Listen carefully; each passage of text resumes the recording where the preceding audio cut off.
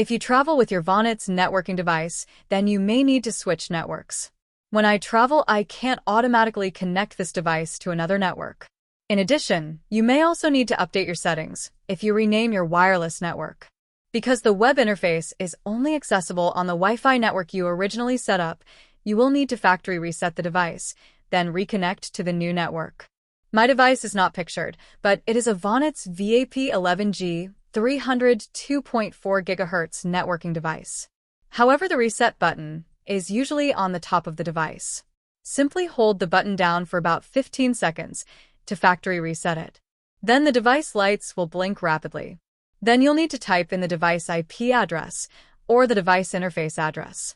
Afterwards, you'll need to retrieve the default username and password from the device, which is usually located in the instructions. Once you log in, you can select the wizard or operative status. I usually select operative status in order to choose my preferred settings. Next, you will need to select the Scan Hotspots option.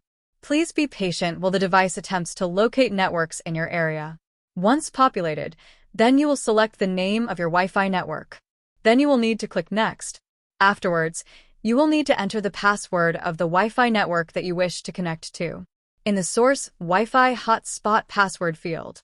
Afterwards, click Reboot. If you do not click Reboot, the settings will not save.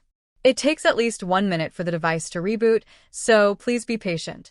You may even need to refresh your internet page. Then your device should automatically connect to your new network once turned on. Then you will notice a new network connection on your device.